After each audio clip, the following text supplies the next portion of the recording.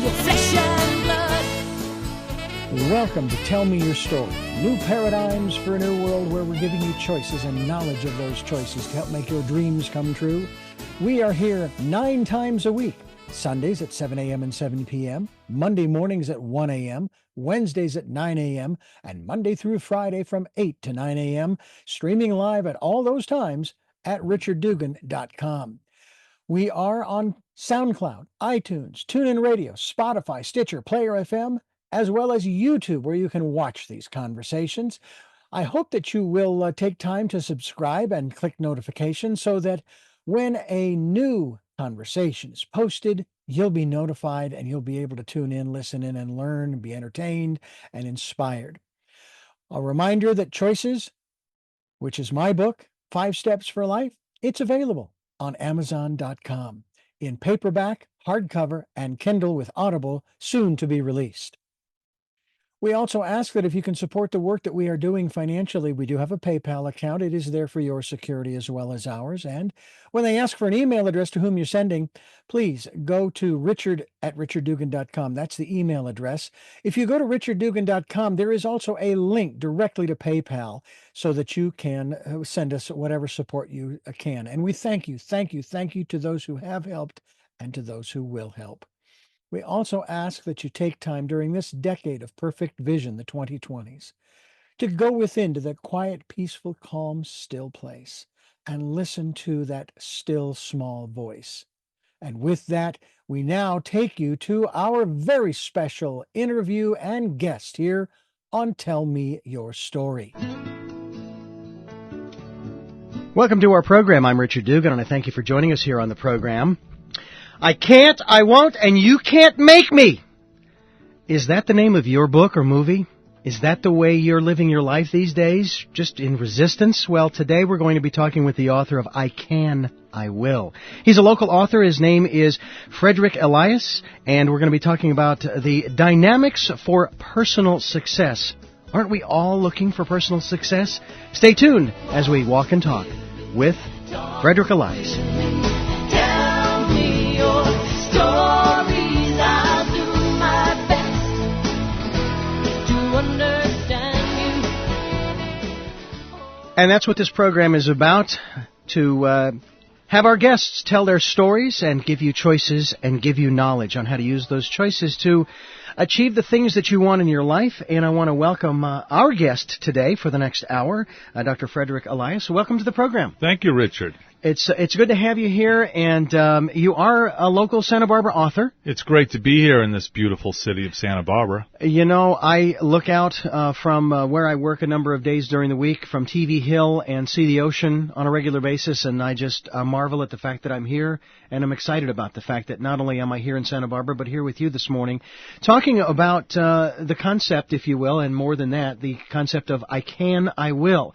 A very strong affirmation. Let's start with that concept and where that came from for you. Well, the concept basically came from a background and a history of people saying to me all through my life that I wasn't going to be able to make it. I wasn't going to be able to accomplish my goals, accomplish my dreams. And I just got tired of listening to people say no, and I started saying yes, I can and I will. And that started the day I walked out of the high school that I went to in Boston, Massachusetts. And ever since then, people have come into my life, and some people have been positive, some people have been very reactive and negative, and it's getting over that negativity. It's, getting into the proactive mode and making positive choices in your life that really is going to signal your success. That mentality seems to be pervading our society more and more. This, no, you can't do this, you can't do that, oh, you'll never amount to squat, and it's on and on and on. In your research over the years and in your counseling people and working with them through the workshops and seminars that you hold, where does that come from? Is it our self-esteem? But again, if we've got that low self-esteem, we got that from somewhere. Yeah, well, it's part of it is low self-esteem or low self-confidence, but really there's 2 indicators that you got to pay particular attention to. One is optimism versus pessimism, and the other one is internal locus of control versus external locus of control. And what I mean by that is, do you feel that you're the master of your own destiny? Or do you feel like destiny and the environment dictates what you have to do in your life? If you think that everything controls you, then you're more external. If you're more internal, you'll say, I can control it. You know, if it's a bad day, well, I'll just get better one. I'll pick a better day. It's that type of attitude. And the second is optimism versus pessimism. If you're pessimistic, you're always looking at the glass half empty. And I think optimists have that ability to recharge and refuel themselves over and over by saying, hey, listen, the glass is half full. I'm going to make it overflowing. What can I do to get out of my daily doldrums or my routine? How can I get out of the rut? And optimists and choosing to be optimistic, I think, is a far better choice than choosing to be pessimistic. I realize my next question is more along the lines of which came first, the chicken or the egg, but how does one acquire that optimism versus the pessimism that sends them into that direction you're talking about? You know, it's interesting, but I think we acquire pessimism and optimism early on as a child. And it may be some of the messages that have been given to us from our parents, maybe some of the messages from teachers. I know that going through school, we're with teachers for 8 or 9 hours a day. What kind of negative messages, do teachers sometimes give to students? Give to us. And it's overcoming those negative messages. It's really reprogramming and trying to figure out what happened to you and what can you do to change that. And I think that's a key element of, developing self-awareness. And that's part of the emotional intelligence model that Goldman talks so much about, is developing self-awareness and self-regulation and self-motivation. And that's part of paying attention to the inner self-talk. And part of the inner self-talk, or the negative self-talk that we experience, may have been messages early on in life that we're not always aware of. And that's why it's really great if you have the opportunity to either develop a support group or see a counselor or a therapist or a coach, someone that could help you process through some of this information. Years ago, sounds strange even for me to say, I went through some personal growth programs, and I remember sitting in one of these programs and listening to what was being said, having done many interviews, even such as this, and wondering, when are these people going to get it? And then I had to stop and say, well, wait a minute, but I'm here too. And it's like, well, when am I going to get it? And that also seems to be sort of a hurdle. It's like we never seem to quite get over the hump to where, okay, now I'm successful and I've got the wonderful home that I want, and the car, and the money, and the spouse, and so forth and so on. And I had a conversation with my brother once about an issue, and he turned to me and he says, well, Richard, it's about time you got it. And I remember hearing someone say to me, it's not when you get it, but that you get it. So there really isn't a time frame on getting over that hurdle. It's continually working to get over that. Is that a fair assessment? I think you're always in process. I think you're always, look at overcoming barriers and overcoming resistances to change and to growth is a lifelong process. And I don't think it's all of a sudden you become enlightened and then you don't have to do anything else. Let's sit under a tree for the rest of your life. It's in the moments of our decision that affects our destiny. And that's why it's constantly looking at what choices that we make. Is it a proactive choice or is it a reactive choice? And this is a continual thing. We do this all the time, 24 hours a day, 7 days a week. And the other approach that I think we need to pay particular attention to is, am I doing things a little bit at a time and understanding what I'm doing to change my patterns of behavior, to change the patterns of thinking that may have kept me in this, when is enough enough, for example? Like you were saying, well, I have the house, I have the beautiful wife, I have all of these entrapments, of the illusory world. That's great if you're happy with that. But if you're not happy, you have to look deeper. You have to do some, introspection, some reflection on what a possibility of the inner things that are going on, the inner fears, the inner fear of the unknown, the inner fear or the messages that say I can't be successful, or the barriers that have prevented me from being successful. When are you going to pay attention to some of those self-sabotaging ideas or thoughts that may be keeping you back and you're not aware of? And that's why self-awareness is a very important stage of gaining emotional intelligence and understanding for human beings. There are those cynics and critics who would argue that, you are the way you are and you can't really improve, and, just accept your lot in life. This is all a bunch of mumbo jumbo and it really doesn't work, and so on and so forth. And I put the question to you: are you at least at a place where you like to be, want to be, are happy in terms of using the concepts, not, of course, just from the book I Can, I Will, but just from your experiences up to this point? Are you where you would like to see other people happy? Well, I'd love to see other people happy, but listen, what do you say to yourself? Okay?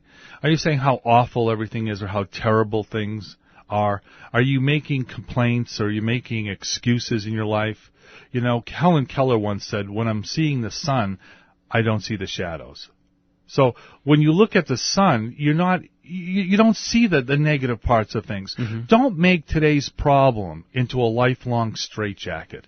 Things will change, and things will get better when we learn new things. So it's constantly the process of learning that I think is important for individuals and for people to wrap their brains around, to wrap their minds around, that we're a constant learning type of person. We are constantly learning and developing new strategies for success, new strategies for self-awareness and for self-motivation. And it's, I was once talking to the Dalai Lama, actually.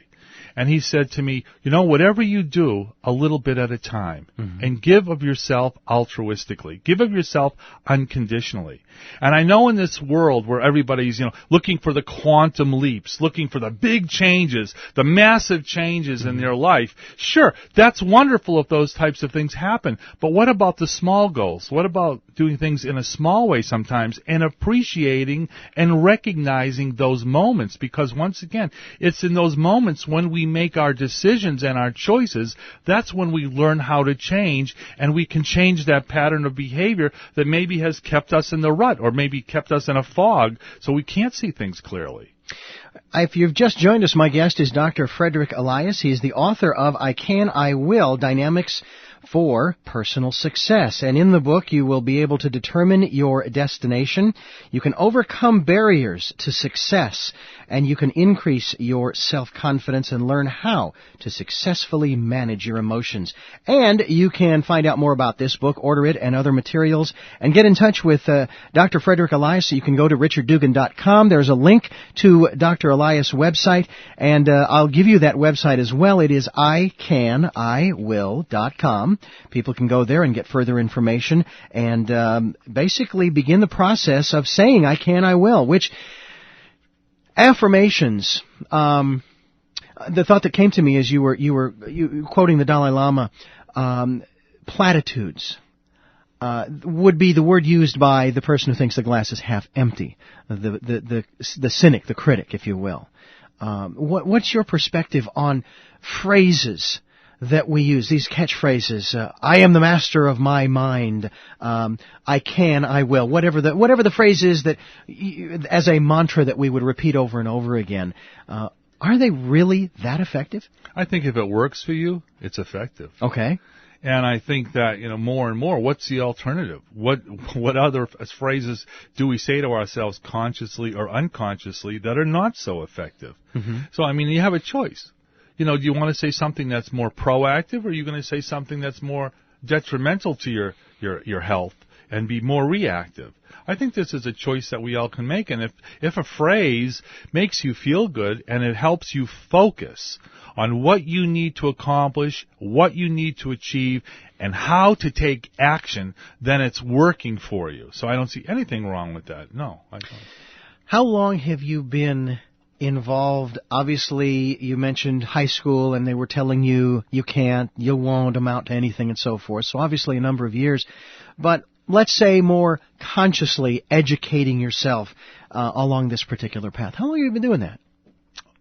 through school, you mean? What types of schools? I've been Schooling as well. Well, I graduated UC Santa Barbara, and with my doctorate in education and organizational leadership, and I've also studied pastoral counseling, and I've done a couple of different jobs. Actually, I was a hairdresser for 27 years, so I met a lot of people, and different types of things like that. But, a lot of the learning I learned from my students. Okay. I learned from my students, and I teach at Cal State Northridge, at Loyola Marymount, and at California Lutheran University. And it's amazing the types of things that students right now are going through. And what is of concern to me is that individuals that accept a life that doesn't have any quality in it, or a person who accepts a life where abuse is okay. Living in a situation where somebody can emotionally or physically abuse you, and that doesn't really mean that much, and I guess it's okay. I could take it. I can stay in this relationship for as long as I want because I don't want to be lonely or I don't want to be alone. That really concerns me. And I think when I see people and they start reading some of the things that I've written or other people have written, and they start changing their lives and they say, I can get out of this abusive situation. I don't have to let this person, emotionally abuse me, or I don't have to be in a situation where I have a boss or a manager that ridicules me every day or puts me down constantly and makes me feel like crap at work. You don't have to accept that. You can make a decision. You can do one or two things. You can report it to a superior, or you can quit your job and get another job.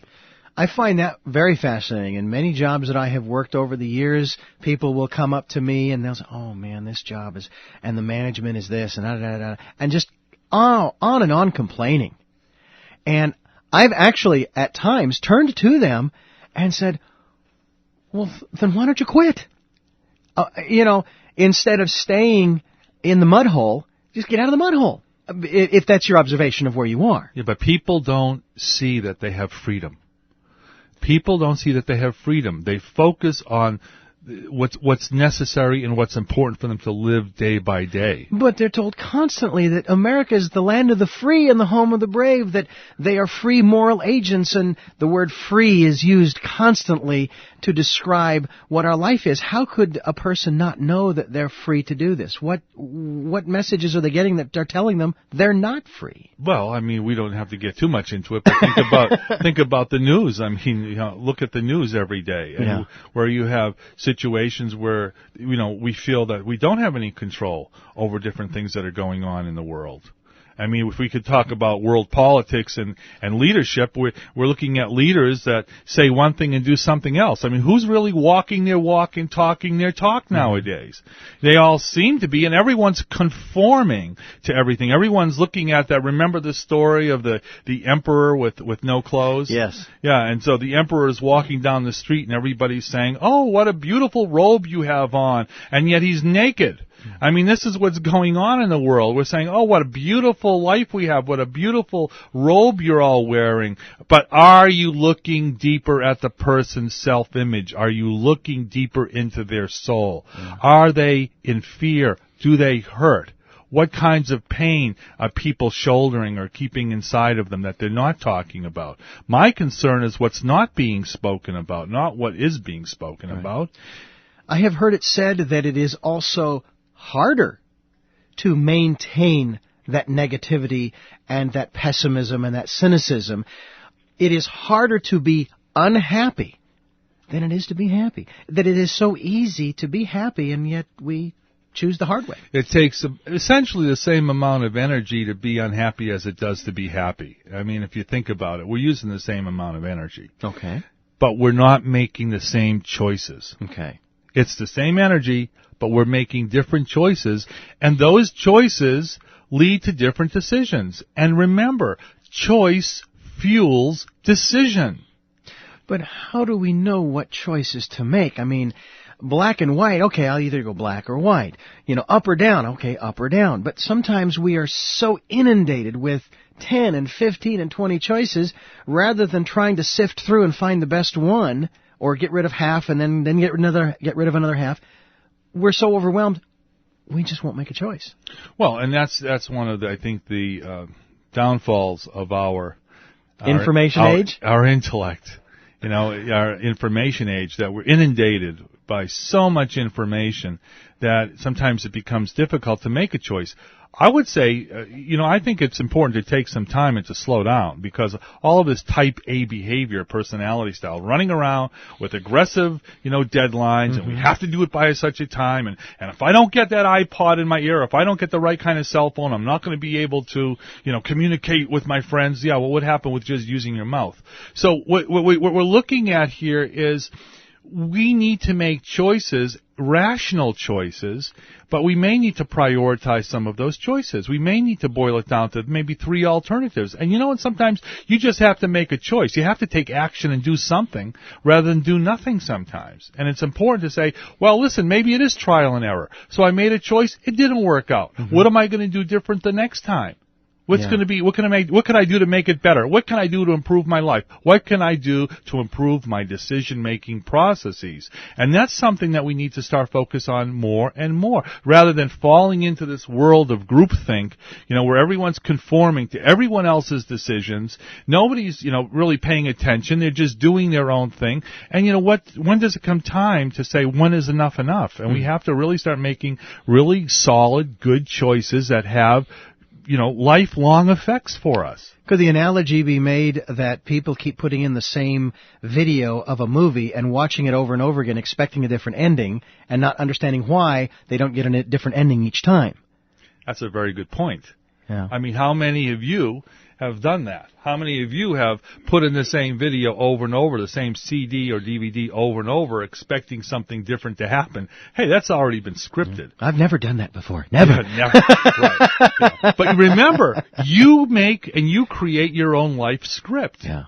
You create your own life. And then some people will say to me, well, something happened to me. I was in an accident and now I'm in a wheelchair. So I guess I didn't create my life. Well, your life was created, but now you have a choice on what you're going to do while you're in that wheelchair. And I know a lot of people that are in wheelchairs that are out there and they have optimistic attitudes and they're doing a lot of positive things and they're educating people and they're teaching people. And I see people who are physically and mentally challenged out there working with people, that are brain damaged working with people, that don't have all their hearing or their vision, and they're out working with people. Yeah. Enough of the excuses. What talents do you have? What do you have? What gifts do you have? I believe all of us have been put here with valuable gifts. What gifts do you bring to your loved ones? What gifts do you bring to the workplace? What do you like about yourself? And I have a belief, you can't give more than you got. The more you got, the more you give, and the more you give, the more you get back. That's one of life's laws. But I'll tell you one thing, people don't care how much you know until they know how much you care. Yeah. I was putting together a list of items, and I had 17 or 18 different items on this list, and I was sharing this with someone, and they basically said, well, that's great because it looks like you put a lot of thought into this, but the people that you're going to be presenting this list to really don't have the kind of time, and that's just overwhelming, 17 or 18 items. So we're going to hone it down into maybe 4 or 5 basic items and make it a little easier in that sense, because they'll still get to choose whatever they want, but at least here you've only presented them with just a few things, and then if they want to a la carte it, they can do that. Choices and goals. Yeah. What kinds of goals do people have? What kind of goals do they want to have? And when do they want to accomplish them by? Mm-hmm. My guest is the author of I Can, I Will. He is local Santa Barbara author Frederick C. Elias. You can go to icaniwill.com and you can check out all of the materials that are available and the things, articles, and all the good things that will assist you. And again, the program is designed, our program, Tell Me Your Story, is designed to provide you with choices and the knowledge on how to use those choices and to make those choices. And just to start, as you've already said, Dr. Elias, with just basic stuff. Just simple. It doesn't have to be elaborate. Just start. Just start. And then maybe that's the very first choice to make, is to start. I think it is. And in anything, basically starting a book, starting a CD. It was really interesting because when I was recording the CDs, I had to start somewhere. And so you have to start by writing maybe a sentence, writing 2 sentences, writing a paragraph. I know there's a lot of individuals that I've spoken to who would love to write a book, who would love to record a CD. Well, what's preventing you? Yeah. Start working on it. Start scripting it. You script your, how many people out here want to go on a vacation? Although we live in one of the most beautiful vacation spots in the world, just walk down the street and you're on a vacation here. But how much do you want to do with your life? What do you want to do with your life? What do you want to do to leave? What's your legacy? What are you going to leave behind? That is a question that I have asked over the years. What kind of legacy do I want to leave behind? And it is really, it sort of boggled my mind. It's like, well, what can I do? I mean, can I build a giant skyscraper or a bridge or have my face or something carved into the side of a mountain? And a lot of times the best legacy is that in which, like what you've done through your CDs, through your books, or even just through one-on-one counseling, is to show people that, hey, you have a choice to make. And who knows what transformation that's going to create. And I've often wondered if you've ever been able to track, or if you've ever remembered hearing the name of one of your clients after 10 or 15 years. Suddenly they're in the news in a very positive way. Oh, yeah, I saw that person 5 or 10 or 15 years ago, and they just didn't know which direction that they wanted to go, or they were in that place of indecision. And that's my legacy, their life. And even if they never mention my name, look where they are, because I know. It's important. I mean, I see a lot of my students that I've been teaching since 1985. Now they're professors. Mm-hmm. Now that they're directors of social service agencies all over the state of California and beyond. And I think that's really great, because even in the child service agencies, even in the welfare agencies, and in all these different locations where they're doing these types of jobs to help other people, somewhere along the line, I've had an influence over these individuals. So in a way, my teaching has helped them continue to teach and help other people. Isn't this what it's all about? Yeah. Is helping other people and helping yourself too. Yeah. But I mean, if we're not helping other people in our lives, what we're doing, then I question, what is it we're really doing? Why are we here to begin with? And it is part of that self-awareness and self-motivation that's important. And we talk about the I can, I will approach. That's important, to say I can, I will on a consistent daily basis, and to eliminate all of the negatives, even negative people and negative emotions. That's a whole other area. It's very difficult if you have negative emotions, if you have sabotaging kind of attitude, that you're constantly saying, well, yeah, right, this person's saying this, but I can't do it. I mean, I'm never going to be able to do this, or what makes somebody think that I'm going to be able to do it? I had never had the opportunity, I'll never will have the opportunity. Yeah. Well, if you keep thinking like that, you're attracting no opportunity to you.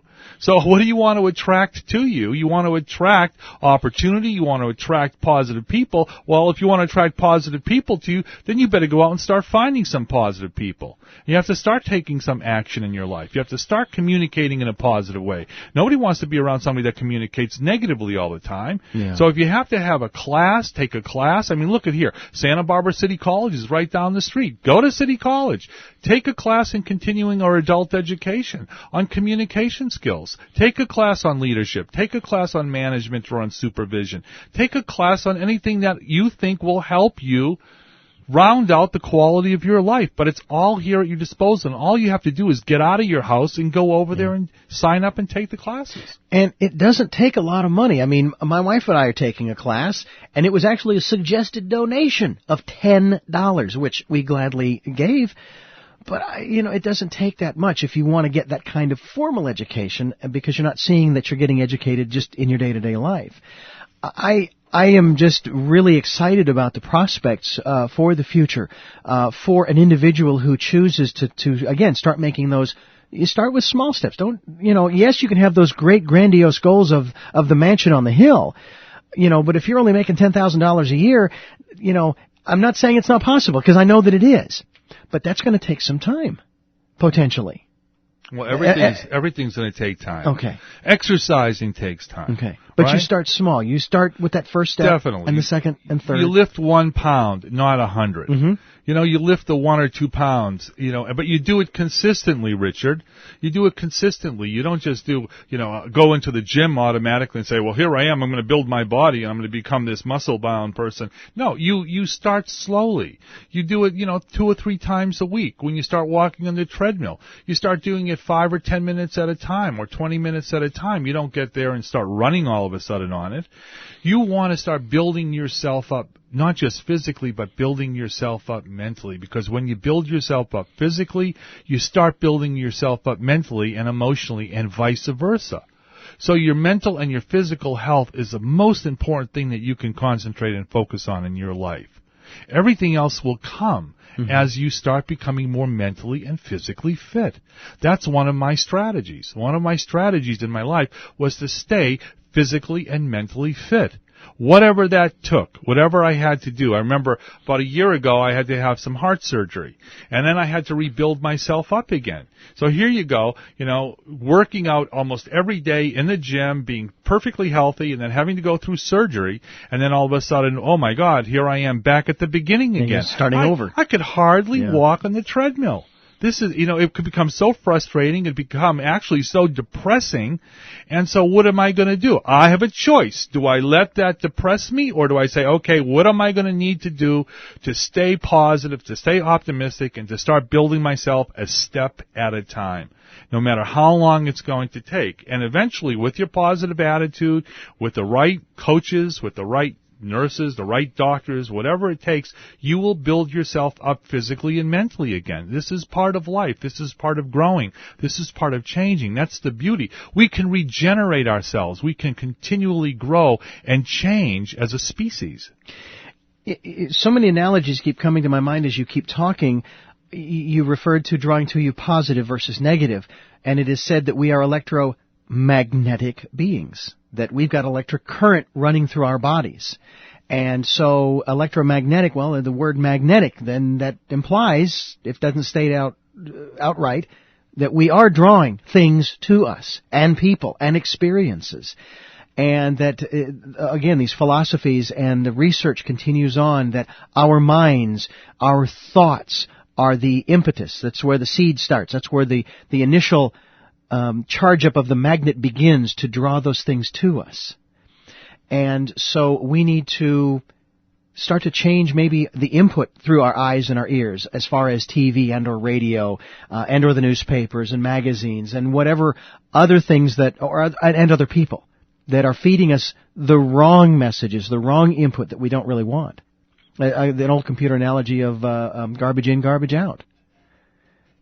So we go through the process of changing those things, and as you've already stated, starting small. No, starting a little small. And there was a concept. But set a goal. You got to set a goal. And the concept, a long time ago, actually, called the self-fulfilling prophecy. Thomas Merton of Columbia University put it together. And it basically says our expectations can create our beliefs and our reality. So if you have positive expectations, those expectations can turn into positive beliefs and create a positive reality when you act on those beliefs and those expectations. Mm-hmm. So it's not just sitting down and waiting for something to happen. It's actually getting out there and doing something to make it happen. That's part of the self-fulfilling prophecy. So if I have a negative self-fulfilling prophecy, I've already convinced myself ahead of time that it's not going to work or that I am going to fail. But if I have that positive self-fulfilling prophecy, then what I'm going to be able to do is I'm going to create those positive expectations and those positive beliefs, and I'm going to actually create that positive reality through my actions. Not through my inaction, but through my actions. So it's important, as you're saying, you want to start setting your goals. You want to set, basic step at a time strategies for accomplishing what you want to accomplish, whatever that happens to be, a day at a time. Mm-hmm. And then reward yourself for your accomplishments, because that's important to continue to keep that cycle moving over and over again of action and reward, action and reward. It's important to reward yourself. It's part of reinforcement. And we all have to be reinforced. That's part of the circle of life. Mm-hmm. If you are just tuning in, my guest is Dr. Frederick Elias. I Can, I Will is the title of the book, and there is also, I believe it's an accompanying CD, or is that, I can't remember, I don't have it in front of me. Maximum Impact. Maximum Impact. Strategies for Life Fitness. It's 4 CDs and a documentary, which is interesting because I was actually filming about 3 years ago, and over here at the Santa Barbara Athletic Club, and talking with Julie Main, who's the director. And I had a belief that through exercise, you can overcome certain types of cancer. Mm-hmm. And we were talking about it, and I put that into the DVD because it's very important. They have what's called a well-fit program. And individuals that are in remission or have some form of cancer, through the process, they continually exercise because the belief is that while they're getting stronger, they not only emotionally get stronger, but they're able to go through the chemotherapy and all the treatments in a much more positive way. And part of my belief was that you can overcome some forms of cancer and you can actually get better through exercise and through nutrition. And that's why I put this as part of the documentary. And the documentary also talks about nutrition and talks about a positive attitude and how important that is as well. I saw a piece on Good Morning America about a week or so ago. This is a segment they did on a gentleman who has been diagnosed with a form of terminal cancer. And they've given him X number of weeks or months to live. And he has been, up until recently, on a lecture circuit, talking with groups and letting them know up front, that I'm going to be dead in a few weeks because, and so I am videotaping all of these, and I'm videotaping other things for my children, and on and on and on. And in preparation for this, and as soon as I saw that story, I thought, this guy's not going to die. Because the process he's going through, the very act of going and talking to these people and leaving these tapes for his children is such a positive force in his life. Mm-hmm. And I may be wrong, I'm no prophet or anything, but I just feel like that's just going to turn that around and he's going to live another 10 or 20 or 30 years. Well, sure, why not? His body chemistry is changing. Yeah. I mean, I would eliminate the word I'm going to die. I think that's a negative, type of phrase to say about yourself. That kind of, you've heard about the things where you put certain words on water and it can change the form of water. I've seen that, yes. That was on the movie What the Bleep Do We Know? It was really interesting, and there was a researcher, the Japanese researcher that actually showed how certain words or music can affect the crystalline shape of water. Well, if we can change the shape of water, just imagine how we could change ourselves. I mean, we are basically 98% water. Exactly. Okay, so if you say, I'm in the process of change, I'm in the process or the transition of going through a life change right now, that's a little bit different than saying, I'm dying. Yeah. Okay, we're not going to paint the picture rosy where, hi, I'm going to live forever to be 200 years old. No, we're not talking about that. Right. That gets kind of into the absurd. But we're talking about, look at the words that you choose, because the words that you choose affect your mental and emotional state. So what you say to yourself affects your mental and emotional state. Yeah. And remember, as you're saying, only you have control over what you want to become and what you want to accomplish. And it's in those moments of decision, that's when you create what you want to become and what you want to accomplish. I had forgotten that example, and as you bring that up, it's like I'm listening to your CDs in my car and the CDs of other people as well and other types of music, and I absolutely love listening to classical music. And I've heard that is one of the most positive influences that you can have on your psyche, your body, your mind, your soul, is classical music in particular. That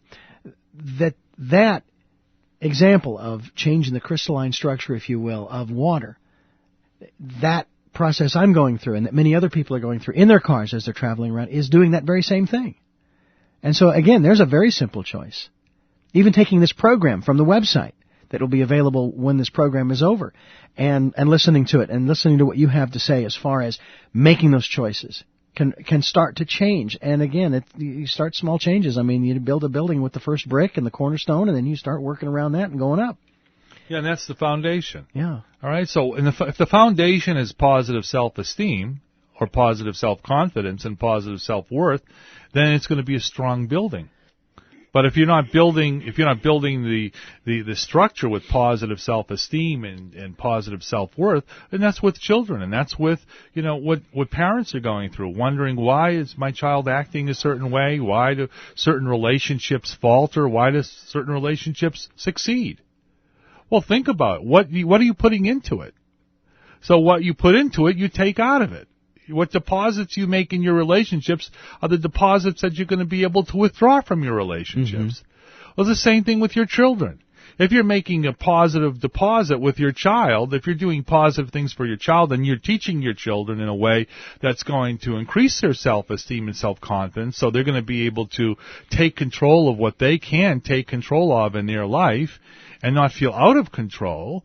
Then you're building a positive child. You're building and creating a positive structure for that child to learn and to teach other children. Uh-huh. Now, here I am on the freeway, and I'm driving along, and I'm listening to your CD, and another car comes alongside, and then cuts me off. No turn signal, and so on. And all of a sudden, I find myself shifting back into that old mindset. And there I am, I'm listening to your tapes, and I've been listening to them for weeks, and it seems like it's so easy to get thrown back into that old thought process. Oh, how we can get so angry when we think we're so peaceful, for Yeah. example. Yeah. How do we begin that process of changing and training ourselves not to revert back to those old mental processes? Again, it is a process of learning that, but what do we do? I mean, just keep listening to the tapes over and over and over again, and eventually... Well, actually, yeah, you have to keep listening to things over and over again, but I think we have to accept our limitations. Okay, and once we accept our limitations, we can realize then we have choices and we can change what is changeable and continue on. When that happens for me, for example, when I'm cut off, I automatically back off the pedal, right off the accelerator. And now I have a choice. Do I get reactive about the situation, or do I try to remain proactive about the situation? Does that person really affect me? Does that person really need to affect me? Do I really need to let that person affect me? Or can I, just keep my own equanimity and my own calmness and my own peace within me and realize that some people just have a need to do what they have to do, and that doesn't really affect me. Mm-hmm. And why do we have to constantly get into that aggressive, state? We don't have to. No one's told us we have to become aggressive. No one's told us that we have to change and go back to that other way of responding to the situation, that old pattern or that old tape that constantly keeps playing back and forth. Well, it's just an awareness that that's still there.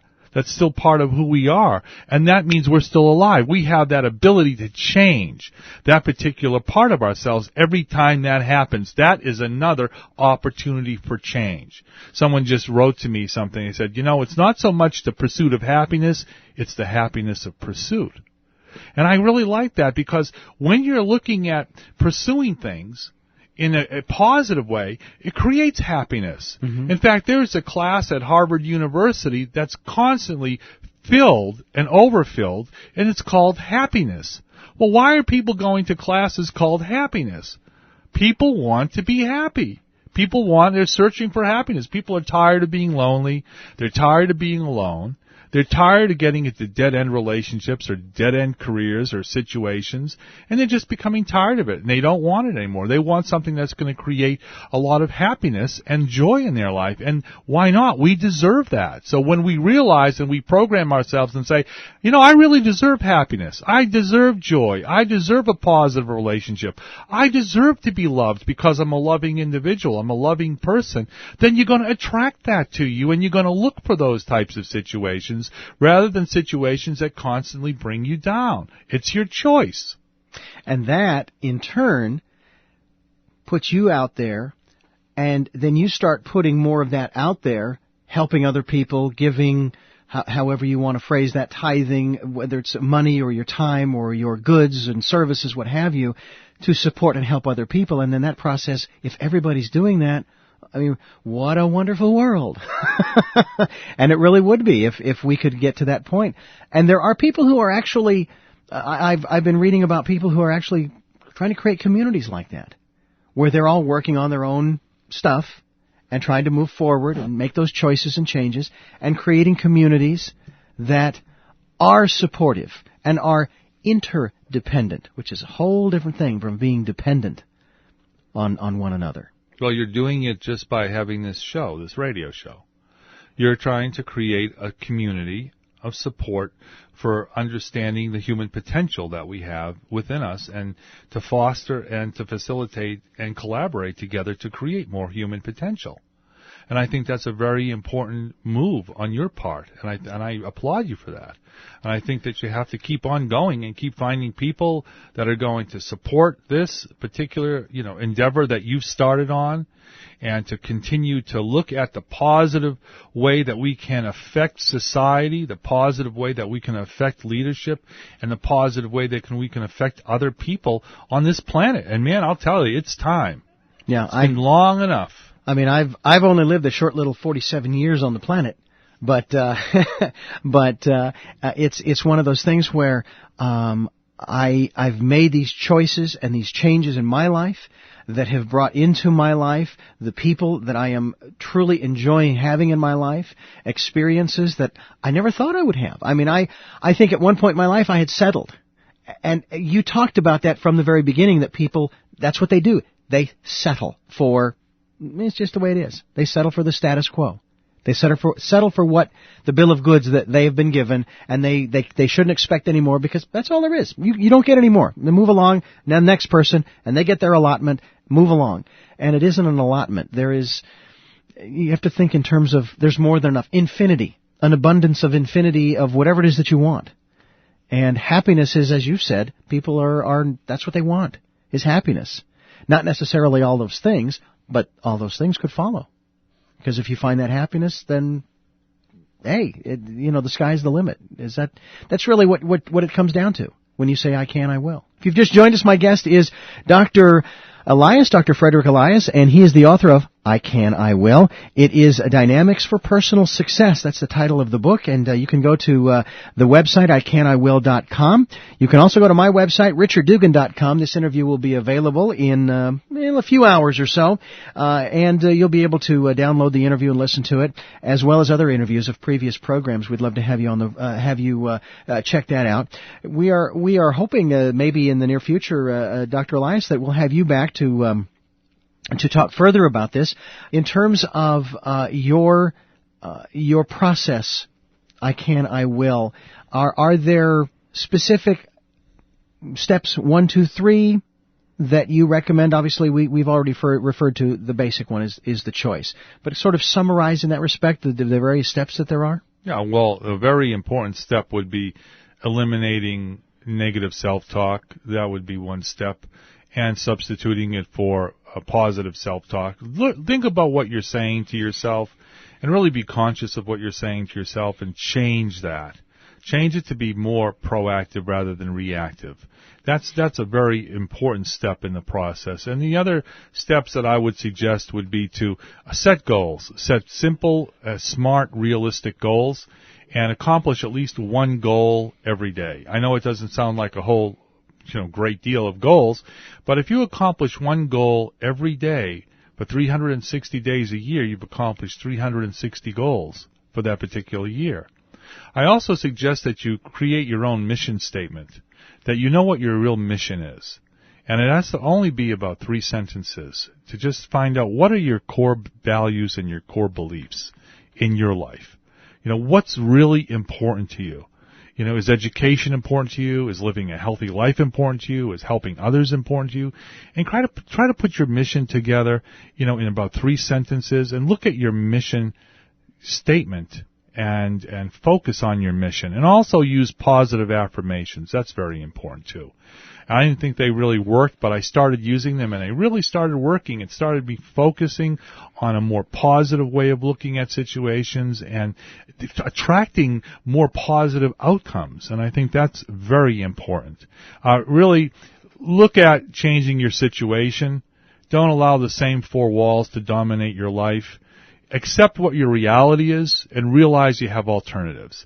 If there are certain things that you need to do, for example, if you have to pay bills and you need more work, then get another job if you have to. Mm-hmm. But accept what the reality is and let go of negativity, negative emotions, negative people, and become more proactive. It's not going to do you any good hanging around negative people and using negative emotions in your life, because it just takes your energy away. And the final thing I would say is manage your lifestyle and master your communication. It's really important to change your self-image. Create a positive self-image and positive communication skills.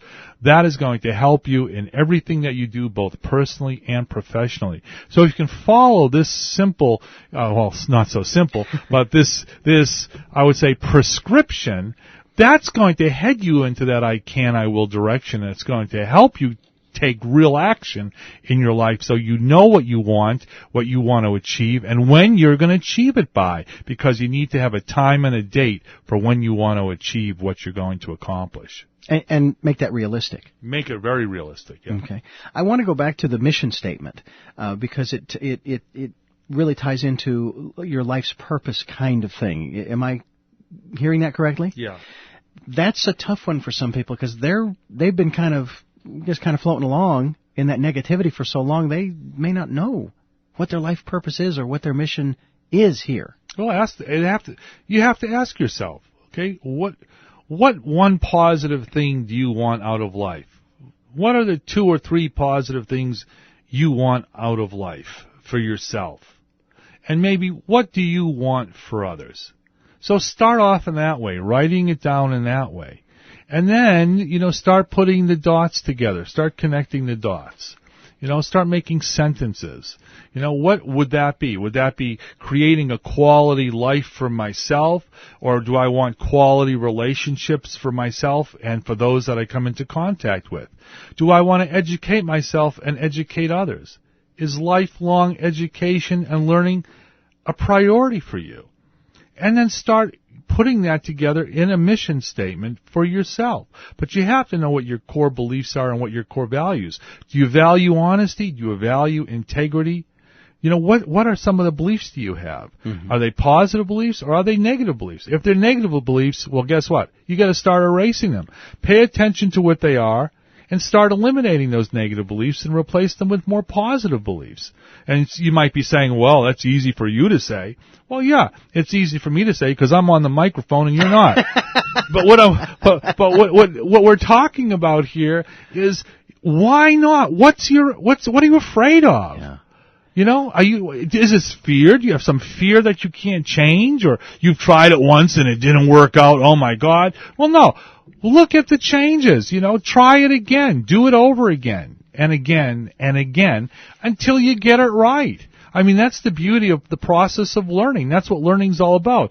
We don't always, get A's on all of our tests all the time. So you get a B, so you get a C, so you learn something. That's what I say to my students. You're learning something. A is not the most important thing in your life. You're learning something. What have you learned in your life? What do you want to make note of and write down? I would do it right now. I would get a piece of paper. If you're listening to me right now, I would get a piece of paper and I would start writing down what's really important to you. What are your goals? List your goals. List 3 goals. And I'm going to challenge you right now to accomplish those goals. How are you going to accomplish those goals? Break them up into small parts. Okay? If your goal is to go to the beach and walk a mile, get into your car or take a walk and go to the beach and walk that mile. Walk back and forth on that beach if you want. Stop once in a while and listen to the sounds of the ocean, sounds of the birds. Just watch the sunset if you want. That's one goal that you can have. Make your goal something fun. It doesn't have to be drudgery like, I have to clean my house today. That's do that later. Go out and do something fun and come back and do a little bit of cleaning. You'll probably be energized when you come back. You'd be a lot more energized. Yeah. Spend an hour or 2 at the gym. What else? Take an apple halfway through. This is some of the things that you can do for yourself. Have some fun with yourself and with your life. These goals can be fun. They don't have to be restrictive. They don't have to be goals like, I want to make $10 million in the next year. Don't do something that's unrealistic. Try to create your goal where you're saying, I'm going to make $10,000 this next year, and I'm going to use $5,000 of that $10,000 to go to a trip, and I'm going to Maui, or I'm going to a beautiful island someplace for 2 or 3 weeks and enjoy myself. Do something for yourself, and you'll do it again and again and again, and you'll find goal setting can be a really inspirational and a very enjoyable process. And so I'm challenging you right now to get outside, do something for yourself, do something with your kids, do something with your husband or your significant other, and have fun. I could say more, but I'm not going to. That is very well said, and I do want to thank you so much for joining us on the program. You're most welcome. My guest today has been Dr. Frederick Elias, and he is a PhD. He's got a book out. It's called I Can, I Will, and yes, you can, and I think you will. That's up to you. You have to make the choice. Dynamics for Personal Success is the subtitle, and we encourage you, if you're interested in making a change and making a difference in your life, and interestingly enough, it will then spill over into the lives of others. It can't help but do so, because you're going to be out in the population, and you're going to be affecting the other electromagnetic beings in the world, and having an impact. And we hope that you will do just that. My guest's website, and that is Dr. Frederick Elias' website, is icaniwill.com. You can also get to his website through richarddugan.com. That's my website, richarddugan.com, where you can also hear this interview and other interviews that we've done. And you can also email me, richard@richarddugan.com. That's richard@richarddugan.com. Love to hear from you and what you think of the program. And I hope that you will tune in again at this same time next week for Tell Me Your Story. It's a program designed to give you choices and give you knowledge of those choices so that you can move forward. Take the potential that's in your life and move it forward. I have to tell you how excited I am to be here and to be bringing these guests to you. It's not me, it's them, but we just provide that window or that speaker, if you will. So I hope you'll join us again next week and every week for Tell Me Your Story. Until next Saturday at the same time, have yourselves a great day. Bye-bye.